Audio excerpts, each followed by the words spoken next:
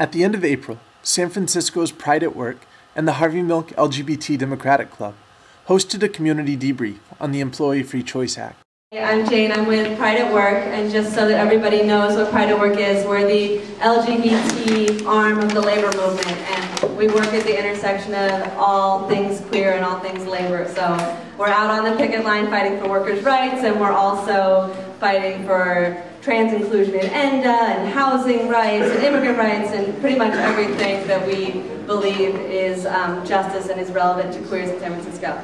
During the debrief, I took a moment to talk to Josue, an organizer with San Francisco Pride at Work.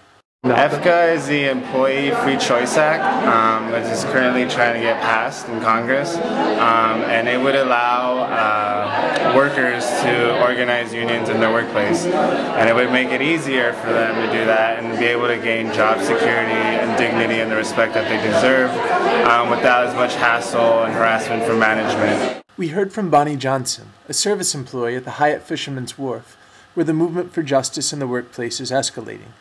She shared her story.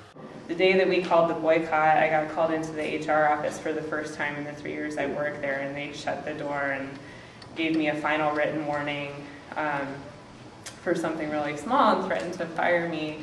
And, you know, I would like to say that I'm totally unfazed by all of this, but it's been really scary. And does it make it harder to organize? Absolutely.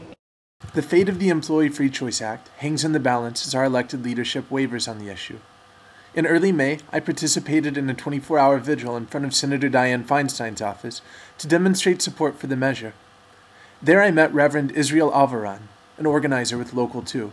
Why should LGBT people be standing up around the Employee Free Choice Act? It is important for people who consider or identify themselves as queer or LGBT to see the intersection of justice issues for the queer community and for those who are fighting for economic justice.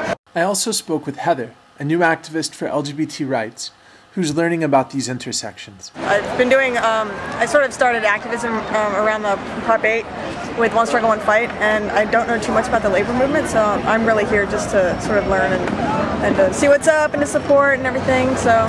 But this isn't just about one community supporting another. Queer people are also working people, and EFCA matters to us. Queer people are also discriminated in the workplace, the same way that they're discriminated, in society in general. So we have this common, boundaries, or we have this common relationship that we need to fight the same injustices of discrimination, whether in the workplace, whether in our own lives, how we identify ourselves. As our civil rights as queer people hang in the balance in California and across the country, these are precisely the types of coalitions we need to be building. The connection was made beautifully clear by LGBT and Labor activist Cleve Jones at the community debrief.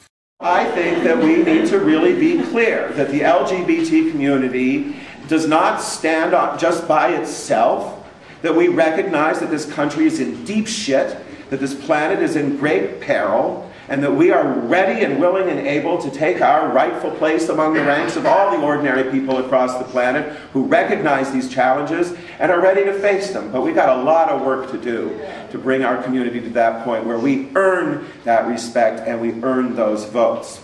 To learn more about the Employee Free Choice Act and to get involved, visit prideatwork.org.